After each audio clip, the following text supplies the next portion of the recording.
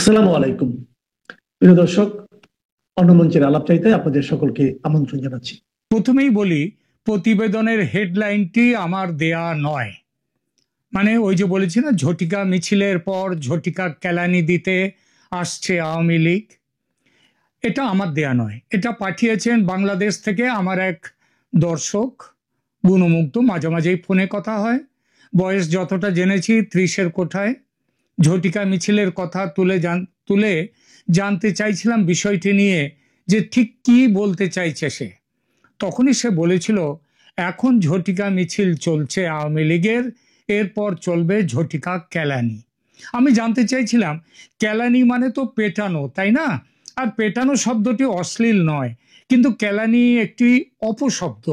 আমি কি তোমার এই কথাটির বদলে পেটানি বা পিটানি শব্দটা ব্যবহার করতে পারি? সে আপত্তি করলো, বললো না স্যার, কেলানি না বললে ঠিক বোঝানো যাবে না কি বলতে চাইছি আমরা বা কি করতে চাইছি। তাছাড়া কেলানি মানে তো পিটানি দেয়া নয়। অভিধান মতে কেলানি মানে কোনো, এটা অপশব্দ ঠিকই, তবে এর মানেটা হচ্ছে মারা নয়, ছাল ছাড়ানো। এখন আমরা ঝটিকা মিছিল করছি, খুব শিগগির ঝটিকা পদ্ধতিতে এই ছাল ছাড়ানো প্রক্রিয়ায় নামবো। রাজাকারের নাতিপুতিদের বুঝিয়ে দেব আওয়ামী লীগ কি জিনিস। এরপর সে আমাকে বুঝিয়ে বলল, বাংলাদেশের অভ্যন্তরে আওয়ামী লীগের সদস্য সমর্থকরা এখন কি ভাবছে। আমি জানতে চাইলাম, এই যে তুমি আমাকে বলছো এসব কথা, নিশ্চয়ই দেশের মধ্যেও আরো কাউকে না কাউকে বলছো, এতে তোমাদের বিপদ হবে না? বিপদের ভয় মানুষের কেটে গেছে, মানুষ এখন বেপরোয়া, জবাব দিল ছেলেটি। একটু থেমে আবার বলল, এই মুহূর্তে আমাদের মধ্যে যত না ভয়, তার চেয়ে বেশি ভয় ওদের। ওরা কোথায় পালাবে, ওরা কোথায় যাবে যদি আওয়ামী লীগ ফিরে আসে, আর আওয়ামী লীগ তো ফিরে আসবেই। তো এটা ওরাও বুঝতে পেরেছে, বুঝতে পেরে ওদের ঘুম হারাম হয়ে গেছে। আমরা এখন ঝটিকা মিছিল করছি, কিন্তু ওদের গায়ে হাত দিচ্ছি না। তবে এই অবস্থা আর বেশি দিন চলবে না, খুব শীঘ্রই আমরা ওদের গায়ে হাত দেব এবং ওই ঝটিকা কেলানি দেয়ার অভিযানে নামবো। এত ক্ষমতা আছে তোমাদের? আমার অবিশ্বাসী প্রশ্ন শেষ হওয়ার আগেই ছেলেটি বলল, আপনি কি তোমাদের বলতে যদি আওয়ামী লীগের কথা ভেবে থাকেন, ভেবে বলেন, তাহলে ভুল করছেন। আমরা মানে শুধু আওয়ামী লীগের কর্মী সমর্থক নই, আমরা মানে আমাদের সঙ্গে সমস্ত দেশের সাধারণ মানুষ। তারা অতিষ্ঠ হয়ে গেছে এই আমলে। আপনি আমাদের ঝটিকা মিছিলগুলো দেখেছেন নিশ্চয়ই। আমরা 100-200 মানুষ নিয়ে নামছি প্রথমে রাস্তায়, যেই রাস্তায় নেমে স্লোগান দিচ্ছি জয় বাংলা, জয় বঙ্গবন্ধু, মানুষ অমনি হাতের কাজ ফেলে ছুটে আসছে, দাঁড়িয়ে যাচ্ছে মিছিলে, মিছিল পেরিয়ে যাচ্ছে হাজারের পর হাজার। ওরা আওয়ামী লীগের কর্মী বা সমর্থক নয়, জীবনে হয়তো আওয়ামী লীগকে ভোটও দেয়নি অনেকে, তবু আসছে মিছিলে, কারণ ওরা জানে যে দেশটা সর্বনাশ করে ফেলেছে এরা, এবং যত দিন যাবে সর্বনাশ আরো বাড়বে। ওরা জানে যে এজন্য ওদের গ্রেপ্তার করবে পুলিশ, জেলে ভরে দেবে, তবু ওরা ভয় পাচ্ছে না। কি বলবেন এসব ঘটনাকে? ইউনূসের অবৈধ সরকারের অন্যায়, অনাচার, দুর্নীতি, দেশ বিরোধী কাজ আর মুক্তিযুদ্ধ বিরোধী ভূমিকা মানুষকে ভেতরে ভেতরে এতটাই নড়িয়ে দিয়েছে, খেপিয়ে দিয়েছে এই সরকারের বিরুদ্ধে, যে যাই ঘটুক না কপালে, ওদের শেষ দেখার জন্য পাগল হয়ে উঠেছে মানুষ। ভয় কাটলে আর ভয় থাকে না, ভয়ের ভয়টা চলে গেলে মানুষ সাহসী হয়ে যায়। সেই সাহস দেখছে আজ সারা দেশ। কদিন আগে কেউ ভাবতে পেরেছিল, কয়েক মাস আগে, যে আওয়ামী লীগ এইভাবে সংসদ ভবনের বাইরে হাজার হাজার মানুষ নিয়ে মিছিল করবে? ভেবেছিল যে সারা ঢাকা আওয়ামী লীগের কণ্ঠস্বরে কেঁপে উঠবে? ভাবেনি। পুলিশ হয়তো 2 দিন বা 4 দিন তেমন কোনো ব্যবস্থা নেয়নি তোমাদের মিছিলের বিরুদ্ধে। কাল যদি তারা ব্যবস্থা নেয়, তখন কি হবে? আমি সতর্ক গলায় বললাম, কিন্তু এর উত্তরে ছেলেটি যা বলল শুনে অবাক হয়ে গেলাম। সে বলল, ভয় এবং সংকোচ কেটেছে পুলিশেরও স্যার। ওরা তো দেখেছে, শুনেছে, জেনেছে বিপ্লবের নামে গত বছর পুলিশের ওপর কি অত্যাচার হয়েছে, এখনো হচ্ছে। এখনো পুলিশ কর্মীদের, তাদের বাড়ির মানুষের ওপরও অত্যাচার হচ্ছে, পুলিশের মুখে কোনো কথা নেই, কথা বলতে পারছে না। এখনো হচ্ছে। জীবন্ত পুলিশের গায়ের ছাল ছাড়ানো, পুলিশকে ল্যাম্প পোস্টে বেঁধে গায়ে কেরোসিন ঢেলে পেট্রোল ঢেলে জ্যান্ত পুড়িয়ে মারা, একের পর এক থানার মধ্যে পুলিশ কর্মীদের ঢুকিয়ে দিয়ে দরজার বাইরে থেকে তালা বন্ধ করে আগুন ধরিয়ে সবাইকে পুড়িয়ে দেয়া, এসব কি কোনো মানুষ বলতে পারে? আর পুলিশ কর্মীরাও তো মানুষ, ওরা সরকারের কাজ করছিল, নিজেদের কাজ নয়, ওরা ওদের ডিউটি করছিল। তার এই ওপরের সেজন্য এই অত্যাচার ওরা ভোলেনি স্যার। আপাতত চুপ করে বসে আছে, সময় এলে ঠিক বেরিয়ে আসবে। ওরা আমাদের সঙ্গেই যোগ দেবে। ছেলেটি বলল, কবে আসবে সময়? আমি জানতে চাইলাম। ও জবাব দিল, দিনক্ষণ ঘোষণা করার ক্ষমতা আমার নেই, তবে এটা বলতে পারি খুব বেশি দিন অপেক্ষা করতে হবে না। শুনছি 2-4 দিনের মধ্যে ভারত গ্রিন সিগন্যাল দিয়ে দেবে। ভারত গ্রিন সিগন্যাল দিয়ে দেবে? কিসের গ্রিন সিগন্যাল? কথাটা লুফে নিলাম আমি। অ্যাকশনের। কেন, আপনি জানেন না স্যার কিছু? পাল্টা জিজ্ঞেস করলো।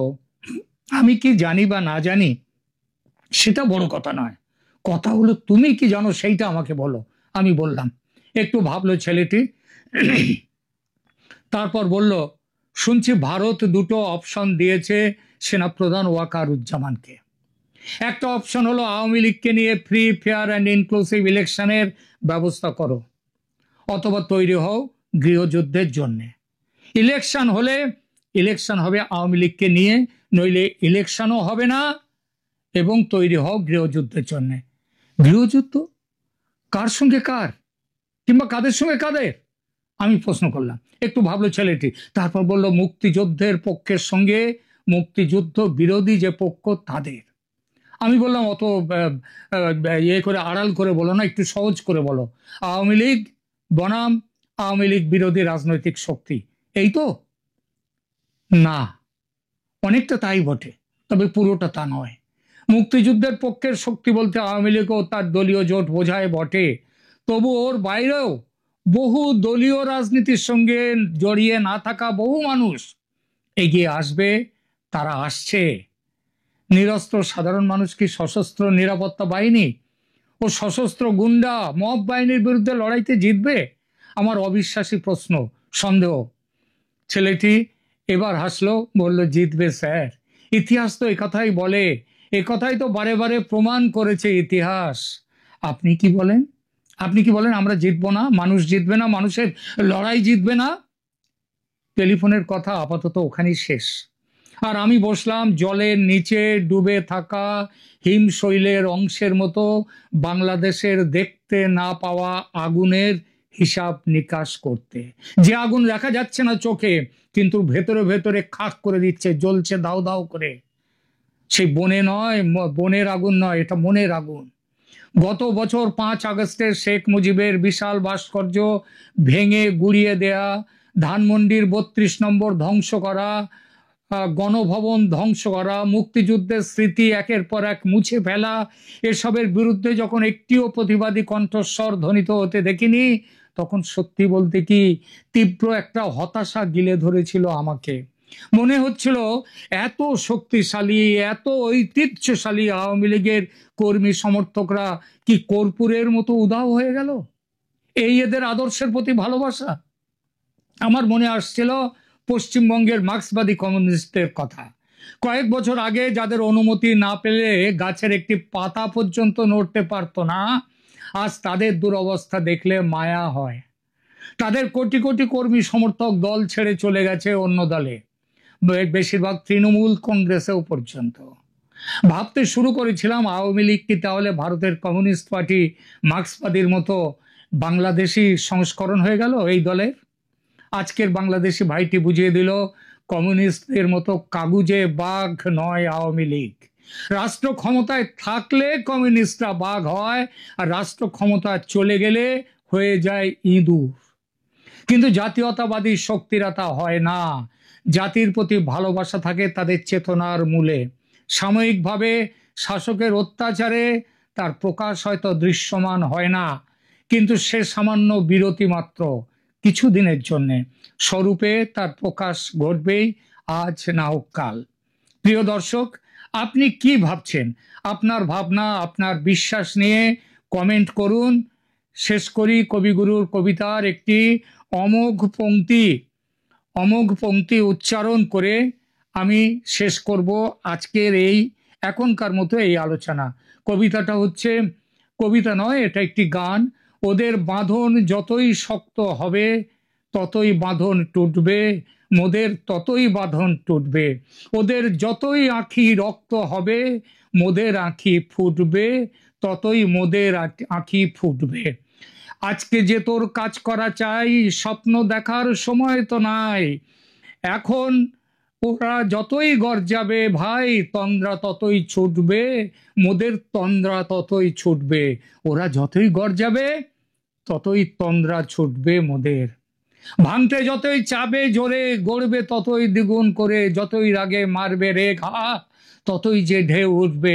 ভরসা না ছাড়িস কবু, জেগে আছেন জগৎ প্রভু। ধর্ম যতই দলবে ততই ধুলায় ধ্বজা লুটবে, ওদের ধুলায় এই ধ্বজা মুহূর্তে লুটবে। আপনাদের সামনে কথা বলতে এসছি এবার কি ভারত যুক্তরাষ্ট্র সম্পর্ক উন্নয়নের পথে, এই প্রসঙ্গটা নিয়ে আপনাদের সামনে কথা বলবো। আজ সকালে ভারতের প্রধানমন্ত্রী নরেন্দ্র মোদীর একটি সোশ্যাল মিডিয়া পোস্ট এই বার্তাটাকে নতুন করে ইঙ্গিত দিল। কারণ ডোনাল্ড ট্রাম্পের একটি পোস্টকে শেয়ার করেছেন তিনি, শেয়ার করে নরেন্দ্র মোদীও বার্তা দিয়েছেন যে ভারত যুক্তরাষ্ট্রের সম্পর্ক উন্নয়নের। দীর্ঘ টানাপোড়েন, কূটনৈতিক সংঘাত, দেখা তো দূরের কথা, বারবার ফোন করলেও ট্রাম্পের ফোন ধরেননি মোদী। সেই মান অভিমান পর্ব পেরিয়ে ফের অনুরাগের ছোঁয়া ভারত মার্কিন সম্পর্কে প্রধানমন্ত্রী নরেন্দ্র মোদীকে প্রিয় বন্ধু বলে উল্লেখ করে মার্কিন প্রেসিডেন্ট ডোনাল্ড ট্রাম্প বার্তা দিলেন, মোদীর সঙ্গে কথা বলতে চান তিনি। শুধু তাই নয়, যে বাণিজ্য চুক্তিকে কেন্দ্র করে এত কিছু, সেই বাণিজ্য চুক্তিও শীঘ্রই সম্পন্ন হবে বলে আশ্বস্ত করলেন ট্রাম্প। প্রত্যুত্তরে মোদী জানালেন, ট্রাম্পের সঙ্গে কথা বলতে অধীর আগ্রহে অপেক্ষায় আছে। এগুলো ডোনাল্ড ট্রাম্পের পোস্ট। ডোনাল্ড ট্রাম্প প্রথমে ট্রুথ সোশ্যালে পোস্ট দিয়েছেন, তার সোশ্যাল মিডিয়ায় পোস্ট দিয়েছেন, অতঃপর নরেন্দ্র মোদী ডোনাল্ড ট্রাম্পের পোস্ট শেয়ার করে আজ সকালে বার্তা দিয়েছেন। তার নিজস্ব সোশ্যাল মিডিয়া অ্যাকাউন্ট ট্রুথ সোশ্যালে তিনি লেখেন, অত্যন্ত আনন্দের সঙ্গে ঘোষণা করছি, দীর্ঘ বাণিজ্য জট ছাড়াতে দুই মহান দেশ ভারত ও আমেরিকার মধ্যে আলোচনা চলছে। আমার প্রিয় বন্ধু প্রধানমন্ত্রী মোদীর সঙ্গে কথা বলতে আগ্রহী। আমার বিশ্বাস দুই মহান দেশের এই আলোচনা শীঘ্রই সমস্ত বাধা পেরিয়ে চূড়ান্ত সমাধানে পৌঁছবে। এর কিছুক্ষণ পর ট্রাম্পের বয়ানকে সমর্থন জানিয়ে এক্স হ্যান্ডেলে এবং ফেসবুকেও বন্ধুত্বের বার্তা দিয়ে প্রধানমন্ত্রী নরেন্দ্র মোদী লেখেন, ভারত ও আমেরিকা দীর্ঘদিনের বন্ধু ও অংশীদার। আমি নিশ্চিত আমাদের বাণিজ্য চুক্তি সংক্রান্ত আলোচনা ভারত মার্কিন অংশীদারত্বের ওপর সম্ভাবনার পথ খুলে দেবে। আমাদের কর্মকর্তারা এই চুক্তি সম্পন্ন করতে আলোচনা করছেন, শীঘ্রই তা সম্পন্ন হবে। আমিও প্রেসিডেন্ট ট্রাম্পের সঙ্গে কথা বলার জন্য আগ্রহের সঙ্গে অপেক্ষা করছি। আমরা আমাদের দেশের জনগণের উজ্জ্বল ভবিষ্যৎ নিশ্চিত করতে একজোট হয়ে কাজ করব। ট্রাম্পের অন্যায্য দাবির কাছে মাথা নত না করায় বাণিজ্য চুক্তি হয়নি দুই দেশের। তার উপর রুশ তেল কেনায় ভারতের উপর রীতিমতো দাদাগিরি শুরু করে আমেরিকা, চাপানো হয় 50% শুল্ক।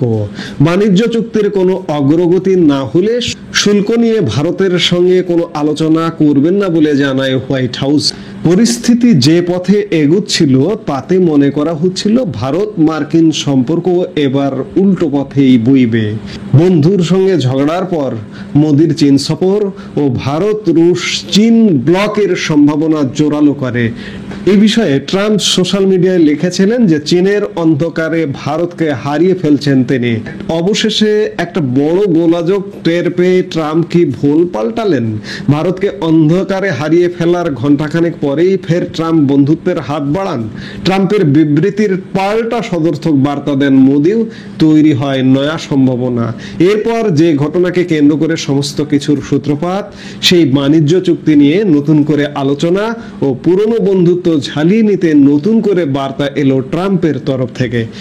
অতীতে ট্রাম্পের ফোন ধরা বন্ধ করে দিলেও এবার ট্রাম্পের পক্ষেই কথা বললেন প্রধানমন্ত্রী নরেন্দ্র মোদী। তাহলে কি বিশ্ব রাজনীতি কোন দিকে যাচ্ছে, ভারত যুক্তরাষ্ট্র সম্পর্ক কি উন্নয়ন হচ্ছে, এবং ভারতের উপর মার্কিন যুক্তরাষ্ট্রের যে বর্ধিত শুল্ক সেটি কি লোপ পাচ্ছে। নানান ঘটনা সামনে আসছে। এখন দেখার বিষয় যে কি হতে যাচ্ছে। যেহেতু দুপক্ষের সুর নরম, ট্রাম্প প্রথমে পোস্ট করলেন, সেই পোস্ট নরেন্দ্র মোদী শেয়ার করলেন। এখন দেখার বিষয় যে আমাদের এই অঞ্চলের সাথে মার্কিন যুক্তরাষ্ট্রের ভূমিকা কিংবা ভারতের সাথে মার্কিন যুক্তরাষ্ট্রের সম্পর্কটা কি হতে যাচ্ছে। আমরা নিশ্চয়ই শীঘ্রই সেই সম্পর্কটার চূড়ান্ত ফলাফল দেখতে পাবো। সে পর্যন্ত সবাই ভালো থাকুন।